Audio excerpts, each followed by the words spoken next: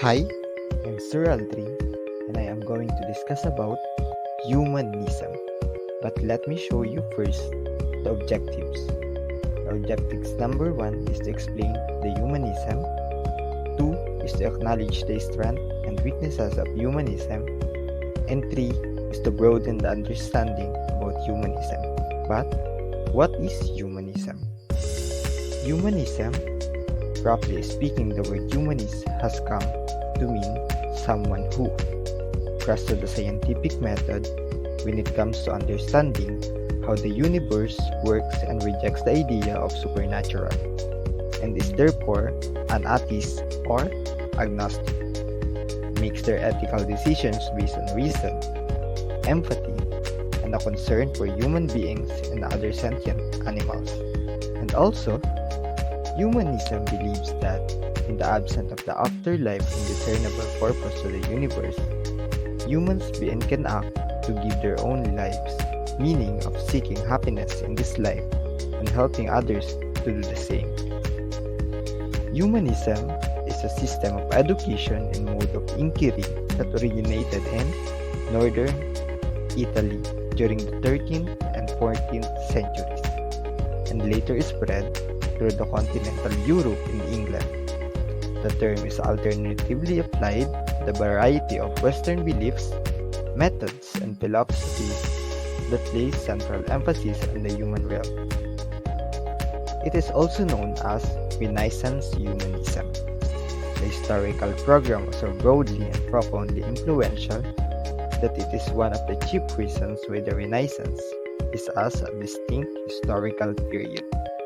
Indeed, through the word Renaissance is of more recent coinage, the fundamental idea of that period as one of renewal or awakening is humanistic in origin. But humanist sought its own philosophical basis in far earlier time and moreover continued to exert some of its power long after the end of the Renaissance. Humanism is a philosophical stance which affirms the fact that humans have dignity and worth and they are capable of discovering truths about the world and humanity's place within it purely by appealing to reason and scientific. In humanism, there is also an emphasis on faith in humanity and concern of building a more humane and just society. The humanists are usually non-religious people who believe that the universe is just a natural phenomenon with no supernatural aspect. Hence, the humanists view the world from the vantage point of reason and scientific method. The naturalistic and scientific view of the world has deep implications of how the humanist view of the human person. On the one hand, the humanists see the human person as not distinct from the rest of nature. For the humanist, the human person is nothing but a purely worldly creature, as existence is the product of purposeless natural processes over the long period of change and development.